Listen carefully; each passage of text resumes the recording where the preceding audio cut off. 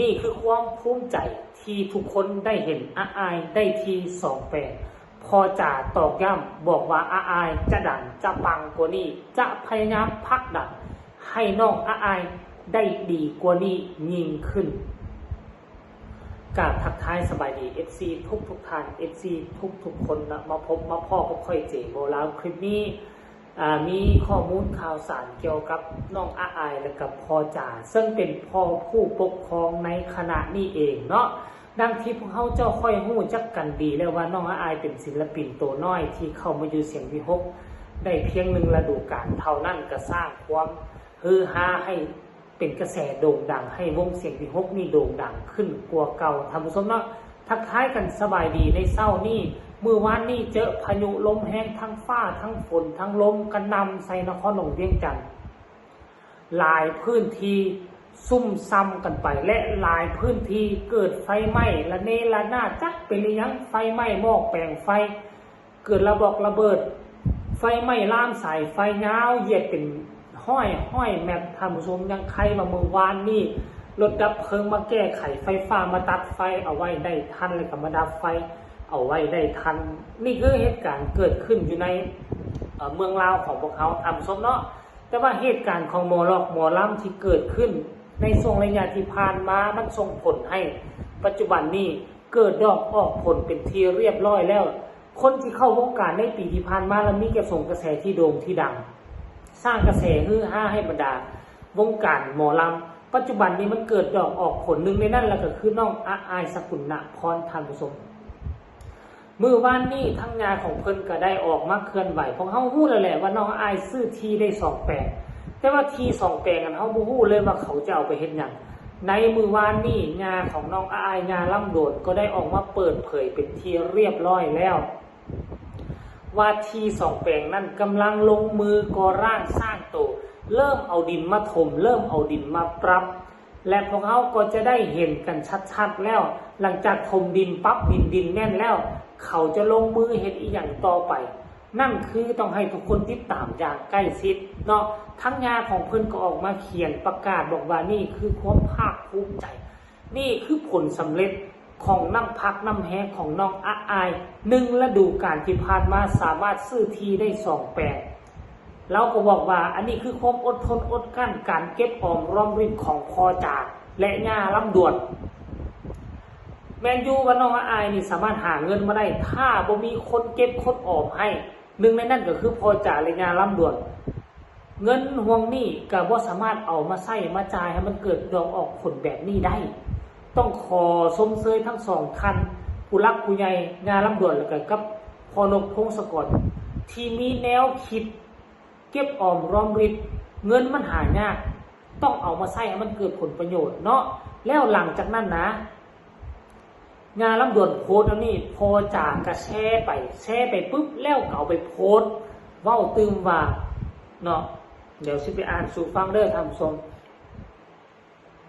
เนาะในเชิงความหมายว่าน่ะอันนี้เป็นเพียงน้ำจิ้มเท่านั้นอันนี้ก็คือความภาคภูมิใจแต่บ่แม่นความภาคภูมิใจอันที่ดีใจที่สุดเราบอกว่าน่ะอนาคตยังจะมีเซอร์ไพรส์เกี่ยวกับเงินน้องอาอายหลายกว่านี้ตื่มนั่นหมายความว่าจังได๋เริ่มดังแล้วปีหน้าฟ้าใหม่เข้ามาค่าตัวก็จะแพงขึ้นค่าจ้างก็จะหลายขึ้นการงานก็จะลังไหลเข้ามาหลายขึ้นนั่นหมายความว่ารายรับของน้องอาอายมันจะเพิ่มขึ้นแล้วมันจะมีสิ่งยิ่งใหญ่ที่น้องอาอายที่จะเอามาเซอร์ไพรส์ให้บรรดา FC แฟนคลับในฤดูกาลหน้ามันก็ย่อมมีหลายพอนกพงศกรเลยแชร์มาแล้วมาเขียนแคปชั่นว่าความภาคภูมิใจของพ่อจ่าที่เห็นครอบครัวของญาลำดวนลูกอายมีชีวิตที่ดีขึ้นสมความตั้งใจของพ่อจ่าคักพอจะคอยเป็นแห้งพักดันให้ลูกได้ดีขึ้นไปเรื่อยๆเด้อลูกว่าซั่นเด้ดีใจหลายภูมิใจหลายท่านผู้ชมอันนี้คือความตั้งอกตั้งใจของหัวหน้าวงทุกวงค่อยเชื่อว่าน่ะหัวหน้าวงทุกวงคิดแล้วนี่ เวลาที่ลูกน้องตนเองเข้ามาสมัครเข้ามาสังกัดอยู่ในบ้านอยู่ใน โฮมโพโฮมไซต์ของตนเอง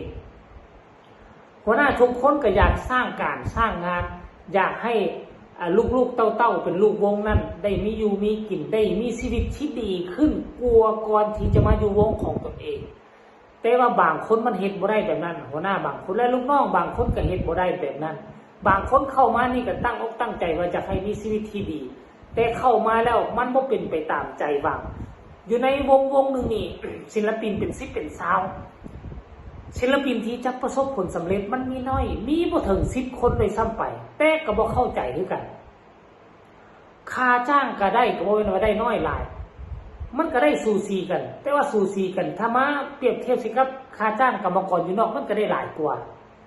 แต่เป็นอย่างทุกคนจึงบ่ประสบผลสำเร็จบ่มีทีบ่มีบ้านบ่มีรถเพราะอย่างอันที่หนึ่งนี่คือกินหลายจ่ายใหญ่ใช้จ่ายเกินโตอันนี้เนาะอันที่หนึ่งอันดับหนึ่งเลยใช้จ่ายเกินโตได้1,000จ่าย2,000เฮ็ดคือน้องอายแม่เงินค่าโตนี่บ่ได้จับจักบาทเก็บหอมรอมริดเอาไว้กินแต่เงินมาลัยแต่ก็เข้าใจและท่านผู้ชมคนอื่นกินแต่เงินมาลัยมันบ่พอเพราะว่าหยังกินหลายใจใหญ่ใจสปอร์ตเกินโตแต่ว่าน้องอายนี่บ่เด้อได้100กิน10กิน20ทอนไว้80อันนี้แหละอันนี้มันเบิ่งจังไหนเบิ่งสร้างให้เบิ่งห่างเบิ่งนางให้เบิ่งแม่ผู้ปกครองดีผู้ปกครองประหยัดมัธยัสถ์ผู้เป็นลูกเป็นเต้าคืออายก็ต้องประหยัดมัธยัสถ์มันต้องได้นิสัยพ่อนิสัยแม่เป็นอะไรนิสัยลูกก็เป็นแนวนั้นเพราะฉะนั้นเราความสำเร็จของน้องอายมื้อนี้ปฏิเสธบ่ได้ว่าเกิดจากญาลำดวนและเกิดจากบอดนุบอดนกเป็นผู้สร้างผู้สอนเป็นผู้วางไว้ว่าเงินควรจะใช้จ่ายแนวใดควรจะเอาเป็นแนวใดปีนึงนี่เฮาควรจะได้อีหยังอันนี้มันขึ้นกับหัวกะทิ3คนนี่ที่ดูแล4คนกับลุงใหญ่ญาลำดวนพ่อนกเป็นผู้ตั้งกฎตั้งเกณฑ์ตั้งแต่อายเข้ามาว่าลงกับญาลำดวนควรเฮ็ดแนวนี้แล้วนี่และญาลำดวนก็บ่เคยไปกีดกันบ่เคยไปส่งไปเสือกบ่เคยไปสงสัยว่าจะเอาเงินหลานค่อยไปใส่คือกับศิลปินบางคนฮันโอผู้ปกครองเต้นดองแดงเห็นเงินค่าจ้างหลานตัวเองหลายแล้วก็มันไปพิษทะเลาะวิวาทกับพ่อฮักแม่ฮักกับหัวหน้าวงญาติอยากดูแลเงินค่าโตของหลานซึ่งแตกต่างซะเหลือเกินกับญาลำดวนนี่พ่อนกเป็นผู้ให้โอกาสพ่อนกย่อมมีสิทธิ์ในโตน้องอายเพราะฉะนั้นแล้วพ่อนกว่าซ้ายญาลำดวนก็ว่าซ้ายพ่อนกว่าขวาญาลำดวนก็ว่าขวาบัดปิดฤดูกาลมาอยากได้ทีพ่อก็เอาเงินให้ไปซื้อทีเห็นบ่ล่ะพ่อจะบ่ยอมเอาเงินให้เพื่อย่านว่าเงินจะเอาไปใช้สุรุ่ยสุร่ายเจ้าอยากได้ทรัพย์พอเอาเงินให้ไปแปลงเป็นทรัพย์พอก็มั่นใจว่าเงินห่วงนั้นมีทีดินมีเงินมีสารมีเป็นทรัพย์ไว้มันดีกว่ามีเป็นเงินไว้เพราะฉะนั้นญาลำดวนก็เป็นน้ำหนึ่งใจเดียวกับพ่อนกพงศกรมันจึงเฮ็ดให้น้องอายประสบผลสำเร็จ1ฤดูกาลมีแปลง2แปลงมีที2แปลงปีหน้านี่ค่อยเชื่อว่าคันบ่ซื้อทีเพิ่มต้องสามารถปลูกเงินปลูกซ่านได้เป็นแท้แน่นอนอันนี้คือความเคลื่อนไหวครั้งล่าสุดของพ่อนกพงศกรหลังจากเห็นทีของน้องอายถูกดัดแปลงและเริ่มลงมือก่อสร้างและพอมั่นใจว่าจะผลักดันส่งเสริมให้น้องอายมีกินมีไส้มีใจดีกว่านี้แน่นอนนี่คือคำมั่นสัญญาฝากทุกคนกดไลค์กดแชร์กดติดตามเพื่อจะเอาผ่านในคลิปต่อไปที่สำคัญอย่ากดข้ามโฆษณาพบกันใหม่ในคลิปหน้าสำหรับคลิปนี้สบายดี